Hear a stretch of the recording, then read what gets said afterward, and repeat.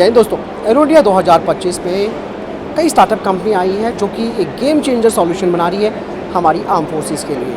उन्हीं में से एक कंपनी है क्यू अल्फ़ा।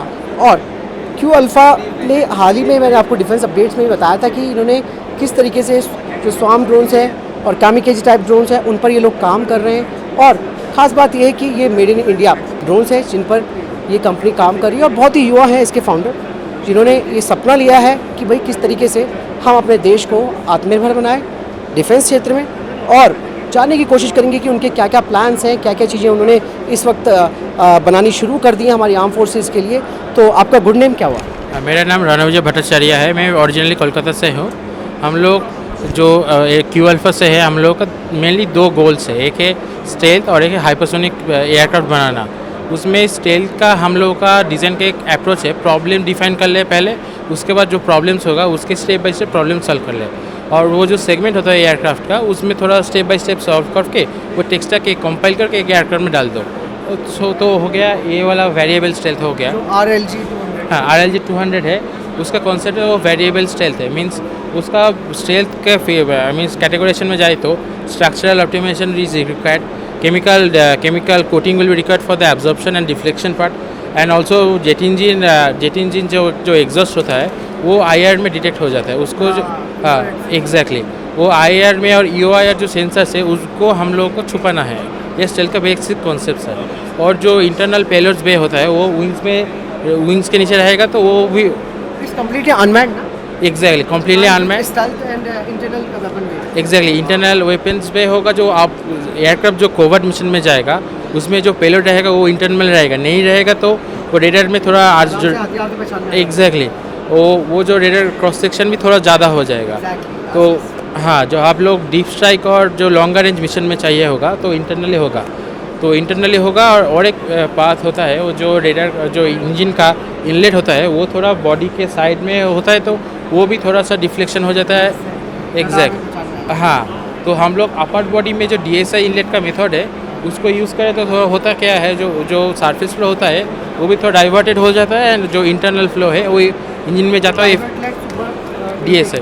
हाँ, वो वाला अपर बॉडी में दिया हुआ है कि इंजन की एफिशिएंसी भी मेंटेन करना है, इंजन को स्टेल्थ बनाना है, और जो इंटरनल बे है उसको भी थोड़ा वॉल्यूम बड़ा रखना है। जो like if you want exactly, जो इंटरनल बे है उसको भी थोड़ा स्टेल्थी बनाना होता है, बिकॉज जो डोर होता है उसको थोड़ा रेडर रिफ्लेक्शन को जो कॉन्टीन्यूस सरफेस देंगे तो वो भी एक सिग्नेचर में आ जाएगा, वो भी थोड़ा डिफ्रैक्टिव सरफेस से जाएगा, तो वो थोड़ा हार्डर टू डिटेक्ट होगा।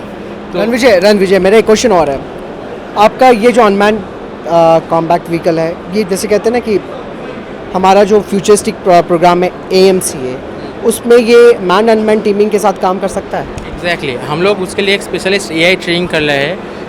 वो हम लोग क्या कर रहे हैं, मल्टीपल जियो लोकेशंस का जो सैटेलाइट डेटा होता है वो एलिवेशन मॉडल्स में हम लोग थोड़ा जो मॉडल पे से एक सिस्टम डिप्लॉय कर दे एक वर्चुअल एनवायरनमेंट में। वो एनवायरनमेंट लाइक गेमिंग के एनवायरनमेंट में काम करना रहेगा, बट वो कम करेगा एक साइंटिफिक मॉडल के बेस में। हम लोग का एयरक्राफ्ट का जो AI है वो ट्राई करेगा उसको कैसे उसके छुपा के कैसे वो निकले, इधर वो एक्टिव स्टेल्थ का हो, वेरिएबल स्टेल्थ का हो, और इंजन का कंट्रोल करके उसमें मल्टीपल सिचुएशन में जाकर उसको एयरक्राफ्ट पे ट्रेनिंग करेंगे AI। तो अल्टीमेटली होगा क्या, कुछ एयरक्राफ्ट इलेक्ट्रॉनिक वॉरफेयर में लग जाएगा, कुछ डायरेक्ट एनर्जी में लग जाएगा, कुछ होगा क्रूज मिसाइल को छड़ देगा, कुछ एयर टू एयर कॉम्बैट का। सो जो वॉरफेयर का जो लोड होगा वो मल्टीपल सेगमेंट डिस्ट्रीब्यूटेड हो जाएगा। So superiority will be distributed in multiple segments, and optimal solutions will be available through this solution. अब जहाँ तक बात आती है इस तरीके की एक स्वार्म ड्रोन्स की या इस तरीके के अनमैन एरियल व्हीकल्स की, खासकर कॉम्बैट सिनेरियो में इनका इस्तेमाल ज़्यादा होता है, और ये फ्यूचर भी यही है।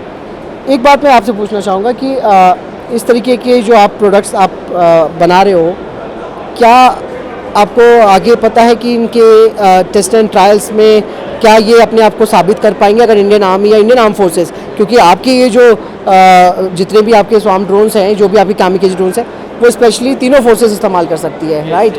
इसमें ऐसा नहीं है कि कोई स्पेशली एक फोर्स के लिए है, सब तीनों फोर्सेस के लिए हो सकता है। तो तीनों की रिक्वायरमेंट डिफरेंट होती है, नेवी की अलग है, एयरफोर्स और आर्मी की। तो आप अपने इस जो आपके प्रोडक्ट्स हैं उनको वर्सेटाइल कैसे बनाओगे? एग्जैक्टली जो नेवी के लिए, नेवी का एग्जांपल देता हूँ, एयरफोर्स का तो लंबा रनवे रहता है, उसका थोड़ा नहीं प्रॉब्लम होगा। नेवी का एग्जांपल देता हूँ, नेवी का जो आप एयरक्राफ्ट कैरियर में डिप्लॉय करेंगे उसके लिए स्टोरेज और उसका जो विंग स्पैन है वो थोड़ा इशू हो जाता है। तो एयरक्राफ्ट कैरियर का जो लिफ्ट है उसमें वो थोड़ा फिट करना चाहिए।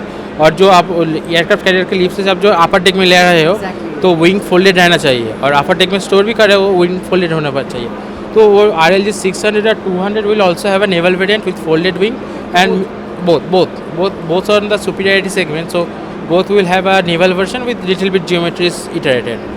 रणवीर जी, मेरा अगला क्वेश्चन है, जिस हिसाब से आप बता रहे हो ऐसा लगता है कि वाकई में जल्दी ये सपना पूरा होगा। और मैं ये पूछ रहा हूँ कि एक टाइमलाइंस लेकर आप चल रहे हो, क्या टाइमलाइंस है इन दोनों की? हाँ, टाइमलाइंस के लिए हम लोगों का जो डिज़ाइन है वो साइंटिफिक मॉडल से सिमुलेशंस टू मैन्युफैक्चरिंग जो प्रोसेस होता है उसका भी सिमुलेशंस होता है। तो वो जो सिमुलेशन प्रोसेस का जो end to end tech stack है वो हम लोगों का ऑप्टिमाइज करने के लिए सुपर कंप्यूटर चाहिए होगा। हम लोग को सुपर कंप्यूटर मिल गया तो 6 months to 10 months में हमारा एक सिस्टम करके रेडी हो जाएगा। वो प्रोटोटाइपिंग के लिए और जो डिप्लॉयमेंट टेस्टिंग होता है ना, जो फील्ड टेस्टिंग होता है उसके लिए रेडी हो जाएगा। मुझे ये बताओ कि सुपर कंप्यूटर का प्रॉब्लम क्या, कुछ प्रॉब्लम इंडिया में है क्या ऐसे कंप्यूटर को लेकर? हमारे पास नहीं है।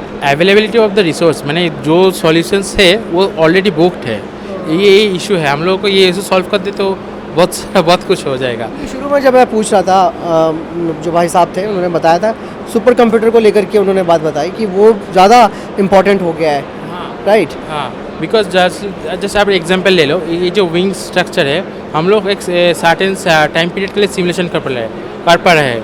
तो मल्टीपल फ्लाइट डायनेमिक एनवायरनमेंट और मैन्युअबिलिटीज हेल्प डिफरेंट कंडीशंस और flow conditions which we can not simulate in our work stations. So for the detailed simulation, the high fidelity conditions, we have to optimize, go for the exactly HPC conditions.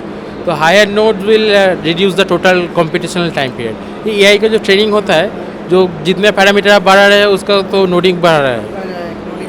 हाँ, exactly. क्या आपकी इससे लेकर कोई demand है कि इस तरीके का सिस्टम इंडिया में और ज़्यादा मंगवाए जाएं ताकि आप जैसे स्टार्टअप्स के लिए फ़ायदा हो? ऑब्वियसली हम लोगों का जो स्टार्टअप्स है वो थोड़ा कॉन्फिडेंशियल स्पेस में है। गवर्नमेंट हम लोगों का थोड़ा कोई जो ऑफ ग्रिड फैसिलिटीज़ होता है सुपर कंप्यूटिंग का वो थोड़ा एक्सेस कर देंगे तो सुविधा हो जाएगा। That is what I am looking for. Ranveer ji, अब मैं ये चाहूँगा आपसे पूछना, मेक इन इंडिया कंटेंट की बात आती है, आत्मनिर्भरता की बात आती है, तो आपके इन प्रोडक्ट्स में आत्मनिर्भरता और मेक इन इंडिया कंटेंट कितना है? मेक इन कंटेंट में हमारा जो डिज़ाइन है, हम लोगों का एक और भी प्रचेष्टा है, वहाँ पर हम लोग इंजन का भी ट्राई कर रहे हैं। इंजन का भी कोड रेडी है, वो भी सिमुलेशन के लिए रेडी है। वो stuck on the same phase of the accessing the HPC। Codes are ready, manufacturing processes codes are ready, code ready है।